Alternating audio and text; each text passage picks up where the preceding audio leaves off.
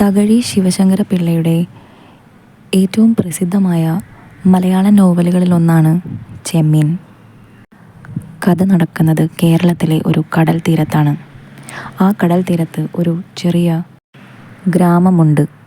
ആ ഗ്രാമത്തിൽ ജീവിക്കുന്ന എല്ലാവരുടെയും വരുമാന മാർഗം എന്ന് പറയുന്നത് കടലിൽ മീൻ പിടിക്കാൻ പോകുമ്പോൾ കിട്ടുന്ന മത്സ്യം വിറ്റിട്ടാണ് അവർ ജീവിക്കുന്നത്. മീൻപിടുത്തക്കാരാണ് ആ ഗ്രാമത്തിലുള്ള ഒട്ടുമിക്ക എല്ലാ വ്യക്തികളും. നോവലിൽ പ്രധാനമായും പറയുന്ന കഥ എന്ന് പറയുന്നത് ആ ഗ്രാമത്തിൽ താമസിക്കുന്ന മത്സ്യത്തൊഴിലാളികളെ പറ്റിയും അവരുടെ ജീവിതത്തെ പറ്റിയും അവരുടെ കുടുംബത്തെ പറ്റിയുമാണ്. അവർ കൊണ്ടു നടക്കുന്ന ഉറച്ച വിശ്വാസങ്ങളും അന്ധവിശ്വാസങ്ങളും അതിനെപ്പറ്റി എല്ലാത്തിനെയും പറ്റിയും ഈ നോവലിൽ നമുക്ക് കാണാൻ സാധിക്കുന്നുണ്ട്. അവരുടെ വിശ്വാസങ്ങളും അവരുടെ അന്ധവിശ്വാസങ്ങളും അവർ ചെയ്യുന്ന പ്രവൃത്തിയിലും അവരെങ്ങനെ അവരുടെ ജീവിതം ജീവിക്കുന്നു, ഇതിൽ രണ്ടിലും അവരുടെ വിശ്വാസങ്ങൾ വലിയ തരത്തിൽ ഇൻഫ്ലുവൻസ് ചെയ്യുന്നുണ്ട്. കഥയിൽ പ്രണയത്തെ പറ്റി പറയുന്നുണ്ട്, കടലിനോടുള്ള ഭയത്തിനെ പറ്റി പറയുന്നുണ്ട്, വിശ്വസ്തതയെ പറ്റി പറയുന്നുണ്ട്. മേൽ പറഞ്ഞതെല്ലാം കേരള സംസ്കാരത്തിനോട് കണക്റ്റഡായി നിൽക്കുന്ന കാര്യങ്ങളാണ്. ഈ നോവലിൻ്റെ തലക്കെട്ടെന്ന് പറയുന്നത് ചെമ്മീൻ എന്നാണ്. ഒരു മീനിൻ്റെ പേരാണത്. അത് വായിക്കുന്നതിലൂടെ തന്നെ ആ നോവൽ എന്താണ് പറയുന്നത് എന്ന് നമുക്ക് മനസ്സിലാക്കാൻ സാധിക്കും. ആ നോവലിൽ പ്രതിപാദിക്കുന്ന കഥാപാത്രങ്ങൾ എങ്ങനെ ജീവിക്കുന്നു, മീൻ പിടിച്ചിട്ടാണ് അവർ ജീവിക്കുന്നത്, കടൽ അവരുടെ ജീവിതത്തിൽ എത്രത്തോളം പ്രധാനപ്പെട്ടതാണ്, അതെല്ലാം ആ ടൈറ്റിലൂടെ നമുക്ക് മനസ്സിലാക്കാൻ സാധിക്കും. ചെമ്മീൻ എന്ന തകഴി ശിവശങ്കര പിള്ളയുടെ ഈ നോവൽ ഒരുപാട് പോപ്പുലറായിട്ടുണ്ടായിരുന്ന ഒരു നോവലായിരുന്നു. ഒരുപാട് ആളുകളുടെ ശ്രദ്ധ നേടിയിട്ടുണ്ടായിരുന്ന ഒരു നോവലായിരുന്നു. അതുകൊണ്ട് തന്നെ 1965 ഈ നോവലിനെ ആസ്പദമാക്കി ഒരു സിനിമ ഇറക്കുകയുണ്ടായി. അതിലൂടെ ഈ ഒരു പുസ്തകത്തിന് മലയാള സംസ്കാരത്തിൻ്റെ തന്നെ ഒരു ഭാഗമാകാൻ പറ്റി. പുസ്തകത്തിന് മാത്രമല്ല, സിനിമയ്ക്കും. നോവലിൻ്റെ കഥ കറുത്തമ്മയുടെയും പരീക്കുട്ടിയുടെയും പ്രണയമാണ്. അവരുടെ പ്രണയം അവരുടെ സമൂഹം അംഗീകരിക്കുന്ന ഒരു പ്രണയമല്ല. കാരണം കറുത്തമ്മ ആ സമൂഹത്തിലെ ഒരു റെസ്പെക്റ്റഡ് മത്സ്യത്തൊഴിലാളിയുടെ മകളാണ്. കറുത്തമ്മയുടെ പിതാവിൻ്റെ പേര് ചെമ്പൻ കുഞ്ഞ്. കറുത്തമ്മ പ്രണയിക്കുന്നത് പരീക്കുട്ടി എന്ന ഒരു മുസ്ലിം ഫിഷ് ട്രേഡറിനെയാണ്. കറുത്തമ്മ ജീവിക്കുന്ന സമൂഹത്തിൽ വളരെ സ്ട്രിക്റ്റ് ആയിട്ടുള്ള നിയമങ്ങളാണുള്ളത്. ആരെ അവൾക്ക് പ്രണയിക്കാം, ആരെ അവൾക്ക് വിവാഹം കഴിക്കാം എന്നുള്ളതിനൊക്കെ വളരെ സ്ട്രിക്റ്റ് ആയിട്ടുള്ള നിയമങ്ങളുള്ള ഒരു സമൂഹത്തിലാണ് കറുത്തമ്മ ജീവിക്കുന്നത്. എന്നിട്ടാണ് കറുത്തമ്മ പരീക്കുട്ടിയെ, അവൾ പ്രണയിക്കാൻ പാടില്ലാത്തൊരു വ്യക്തിയെ അവൾ പ്രണയിച്ചത്. അവളുടെ സമൂഹത്തിൻ്റെ പാരമ്പര്യമനുസരിച്ച് അല്ലെങ്കിൽ അവളുടെ സമൂഹത്തിൻ്റെ നിയമം അനുസരിച്ച് പരീക്കുട്ടിയെ പോലുള്ള ഒരു വ്യക്തിയെ കറുത്തമ്മ പ്രണയിക്കാൻ പാടില്ല. അത് അവരുടെ ആചാരങ്ങൾക്ക് എതിരാണ്. അതിനാൽ കറുത്തമ്മ പരീക്കുട്ടിയെ പ്രണയിക്കുന്നുണ്ട് എന്ന് അവരുടെ സമൂഹം അറിയുകയാണെങ്കിൽ ഒരിക്കലും അവരത് ആക്സെപ്റ്റ് ചെയ്യില്ല. അത് തെറ്റാണ് എന്ന് തന്നെ അവരുടെ സമൂഹം പറയും. കറുത്തമ്മയുടെ പിതാവിനെ കുറിച്ച് പറയുകയാണെങ്കിൽ അദ്ദേഹത്തിൻ്റെ പേര് ചെമ്പൻ കുഞ്ഞ് എന്നാണ്. വളരെ അത്യാഗ്രഹിയായ ഒരു വ്യക്തിയായിരുന്നു ചെമ്പൻ കുഞ്ഞ്. ചെമ്പൻ കുഞ്ഞിന് തൻ്റെ ഫിഷിംഗ് ബോട്ട് തനിക്ക് സ്വന്തമാക്കണം എന്നുള്ള അതിയായ ഒരു ആഗ്രഹം ഉണ്ടായിരുന്നു. അദ്ദേഹത്തിൻ്റെ ആഗ്രഹം നടത്തുന്നുണ്ട്. അവസാനം അദ്ദേഹത്തിന് ആ ബോട്ട് കിട്ടുന്നുണ്ട് പരീക്കുട്ടിയുടെ സഹായത്തോടെ. പരീക്കുട്ടി ചെമ്പൻ കുഞ്ഞിന് ബോട്ട് വാങ്ങിക്കാൻ പൈസ കൊടുക്കുന്നു. അതിലൂടെയാണ് ചെമ്പൻ കുഞ്ഞ് ആ ബോട്ട് സ്വന്തമായി വാങ്ങുന്നത്. ചെമ്പൻ കുഞ്ഞ് തൻ്റെ ജീവിതത്തിൽ ഒരുപാട് സക്സസ്ഫുള്ളായി നിൽക്കുമ്പോൾ അദ്ദേഹത്തിന് ശരിയേത് തെറ്റേത് എന്ന് ചിന്തിക്കാൻ അദ്ദേഹത്തിന് കഴിയുന്നില്ല. കറുത്തമ്മയുടെ ഭാവി ഉറപ്പുവരുത്തുവാനും ആ സമൂഹത്തിൻ്റെ ബഹുമാനം നേടിയെടുക്കാനും വേണ്ടി ചെമ്പൻ കുഞ്ഞ് കറുത്തമ്മയെ പളനി എന്ന് പറഞ്ഞ ഒരു ദരിദ്രനായ പക്ഷേ ഹാർഡ് വർക്കിംഗ് ആയിട്ടുള്ള ഒരു ഫിഷർമാനുമായി അവളുടെ വിവാഹം നടത്തി കൊടുക്കുന്നു. കറുത്തമ്മയുടെ വിവാഹം പളനിയായി കഴിഞ്ഞുവെങ്കിലും കറുത്തമ്മയ്ക്ക് പരീക്കുട്ടിയെ മറക്കാൻ കഴിയുന്നില്ല. കഥയിൽ പ്രതിപാദിക്കുന്ന പ്രധാന പ്രശ്നവും ഇതുതന്നെയാണ്. അവളുടെ സ്ട്രഗിൾസ്, ഇങ്ങനെയുള്ള ഫീലിങ്സിനോടുള്ള അവളുടെ സ്ട്രഗിൾ, അതാണ് കഥയിൽ പ്രതിപാദിക്കുന്ന പ്രധാന പ്രശ്നം. കറുത്തമ്മയുടെയും പരീക്കുട്ടിയുടെയും പ്രണയത്തെ പറ്റി പളനിക്ക് അറിയില്ല. അദ്ദേഹത്തിൻ്റെ ജോലി വളരെ ആത്മാർത്ഥമായി ചെയ്യുന്നു. ഒരുപാട് കഷ്ടപ്പെട്ട് അധ്വാനിക്കുന്നു. കടലിൽ ഒരുപാട് സ്ട്രഗിൾ ചെയ്യുന്നുണ്ട് അദ്ദേഹം. ആ ഗ്രാമത്തിൽ ജീവിക്കുന്ന ആളുകളുടെ വിശ്വാസം എന്ന് പറയുന്നത് അതൊരു അന്ധവിശ്വാസമാണ്. ഇപ്പോൾ ഒരു മത്സ്യത്തൊഴിലാളിയുടെ ഭാര്യ അദ്ദേഹത്തിനോട് ഫെയ്ത്ത്ഫുള്ളായിട്ടല്ല ഇരിക്കുന്നതെങ്കിൽ അന്ന് അദ്ദേഹം കടലിൽ മീൻ പിടിക്കാൻ പോകുമ്പോൾ കടലിൽ വെച്ച് അദ്ദേഹത്തിൻ്റെ മരണം സംഭവിക്കും. ഇതൊരു അന്ധവിശ്വാസമാണ്. അപ്പോൾ ഇങ്ങനെയൊരു വിശ്വാസം ഉള്ളതുകൊണ്ട് അവരുടെ ജീവിതത്തിൽ ഒരുപാട് പേടിയും ഒരുപാട് ടെൻഷനും ഉണ്ടാകുന്നു. നോവലിൻ്റെ ഏറ്റവും നാടകീയമായ ഭാഗം വരുന്നത് എവിടെയാണെന്ന് വെച്ചാൽ, ഒരു കടൽക്ഷോഭം ഉണ്ടാകുന്ന ഒരു സമയത്ത് പളനി താനൊരു നല്ല മത്സ്യത്തൊഴിലാളി ആയതുകൊണ്ട് കടലിലേക്ക് മീൻ പിടിക്കാൻ പോകും. കറുത്തമ്മ തൻ്റെ പരീക്കുട്ടിയോടുള്ള ഫീലിങ്സിൻ്റെ ഇടയിലും പളനിയുടെ ജീവനോടുള്ള തൻ്റെ ഉത്തരവാദിത്തം, ഒരു ഭാര്യ എന്ന ഉത്തരവാദിത്തം, അതിന് രണ്ടിനും ഇടയിൽ പെട്ടിരിക്കുകയാണ് കറുത്തമ്മ. അപ്പോൾ കറുത്തമ്മ പ്രാർത്ഥിക്കുകയാണ്, പളനി തിരിച്ച് ഗ്രാമത്തിലേക്ക്, തൻ്റെ കുടുംബത്തിലേക്ക് സേഫായിട്ട് വരണമേ എന്ന് കറുത്തമ്മ ദൈവത്തിനോട് പ്രാർത്ഥിക്കുകയാണ്. പക്ഷെ നിർഭാഗ്യവശാൽ കടലിൽ വെച്ച് തന്നെ പളനി മരിക്കുകയാണ്. കടലെന്ന് പറയുന്നത്, കടലിനെ ആ ഗ്രാമത്തിൽ ജീവിക്കുന്ന എല്ലാവരും ദൈവത്തിൻ്റെ ശക്തിയുള്ളൊരു സംഭവമായിട്ടാണ് ആ ഗ്രാമത്തിൽ ജീവിക്കുന്ന എല്ലാവരും കാണുന്നത്. പിന്നെ ആ സമൂഹം ഹോൾഡ് ചെയ്യുന്ന വിശ്വാസങ്ങൾ, അതുകൊണ്ടെല്ലാം കൊണ്ടാണ് പളനി മരിച്ചത് എന്ന് അവർ വിശ്വസിക്കുന്നു. കഥ വളരെ ദുഃഖത്തിലാണ് അവസാനിക്കുന്നത്. കറുത്തമ്മ വിചാരിക്കുന്നത്, കറുത്തമ്മ മനസ്സിലാക്കുന്നത്, കറുത്തമ്മയ്ക്ക് പരീക്കുട്ടിയോടുള്ള ആ ഫീലിങ്സ് അത് കാരണമാണ് ഇത്തരത്തിലൊരു ദുരന്തം പളനിക്ക് ഉണ്ടായതെന്ന് കറുത്തമ്മ മനസ്സിലാക്കുന്നു. അതാണ് ചെമ്മീൻ എന്ന നോവലിൻ്റെ ഉള്ളടക്കം. ചെമ്മീൻ എന്ന് പറയുന്നത് ഒരു ക്ലാസിക് ആയിട്ടുള്ള കഥയാണ്.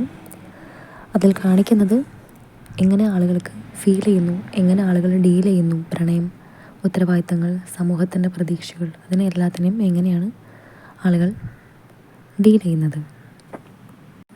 തകഴി ശിവശങ്കര പിള്ളയുടെ ചെമ്മീൻ എന്ന നോവലിലെ പ്രധാന കഥാപാത്രം എന്ന് പറയുന്നത് കടൽ തന്നെയാണ്. കടലിവിടെ റെപ്രസെൻ്റ് ചെയ്യുന്നത് നമ്മളുടെ ജീവിതത്തിലെ വെല്ലുവിളികളെയും നിഗൂഢതകളെയും തന്നെയാണ്.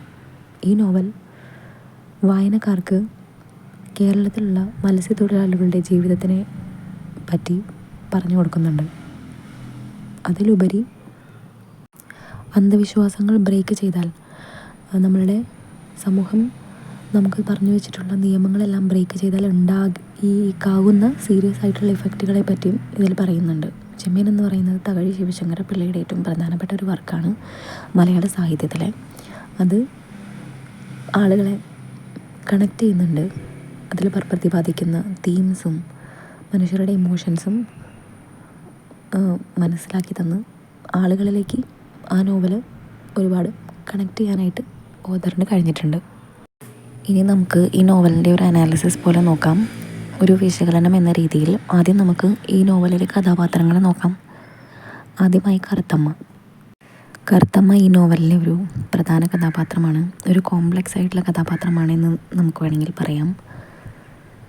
കറുത്തമ്മ ഇവിടെ ഒരുപാട് സ്ട്രഗിൾ ചെയ്യുന്നുണ്ട്. സമൂഹത്തിൻ്റെ പ്രതീക്ഷയ്ക്ക് ഒത്തുപോകാനും കറുത്തമ്മയുടെ ഇമോഷൻസിനെ ഡീൽ ചെയ്യാനും കറുത്തമ്മ ഇവിടെ സ്ട്രഗിൾ ചെയ്യുന്നുണ്ട്.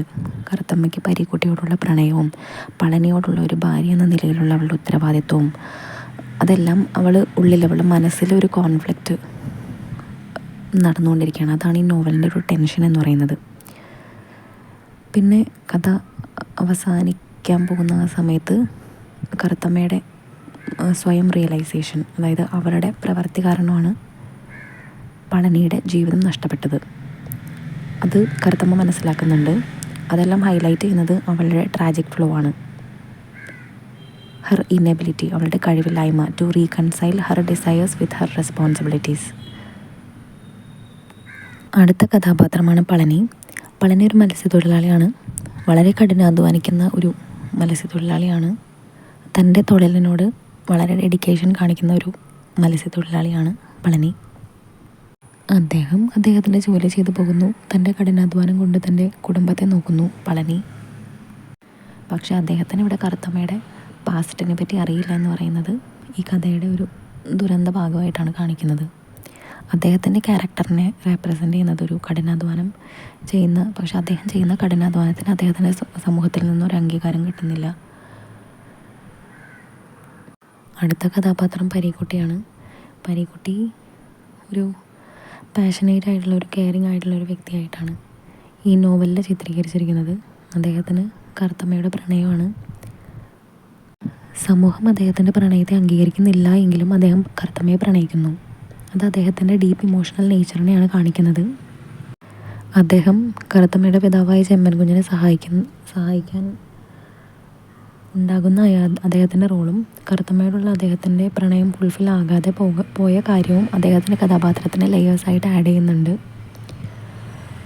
അങ്ങനെ ചെയ്യുന്നത് വഴിയായിട്ടാണ് അദ്ദേഹം ഒരു ട്രാജിക് ഫിഗറായിട്ട് മാറുന്നത്. Whose love leads to his own suffering.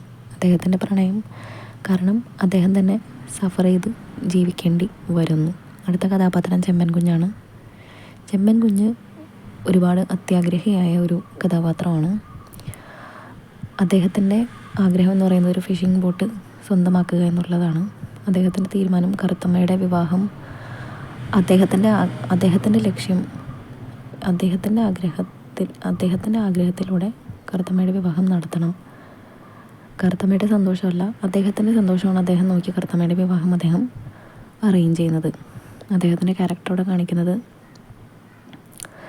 How personal ambitions can impact A family dynamics and societal expectations. ഇത്രയും കഥാപാത്രങ്ങളെയാണ് ഞാൻ വിശകലനം ചെയ്യാൻ ഉദ്ദേശിച്ചത്. ഇനി അടുത്ത പോയിന്റിലേക്ക് നീങ്ങാം.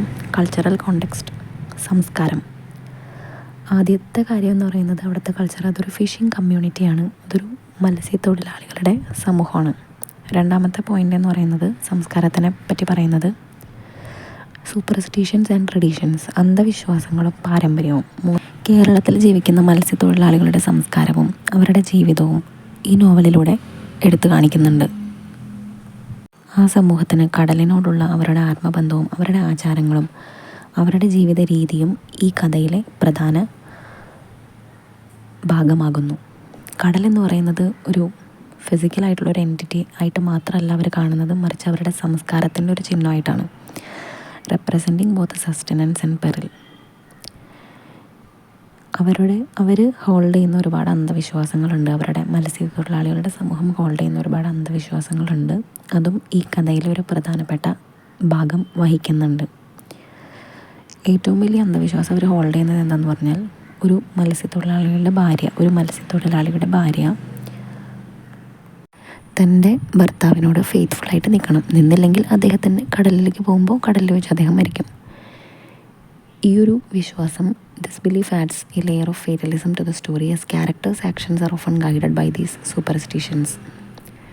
ഇതിൽ സിംബോളിസം യൂസ് ചെയ്തിട്ടുണ്ട്. ചിഹ്നങ്ങൾ ഈ സിനിമയില നോവലിൽ ഉപയോഗിച്ചിട്ടുണ്ട്. ഒന്ന് കടൽ, രണ്ട് ചെമ്മീൻ, പ്രോൺസ്.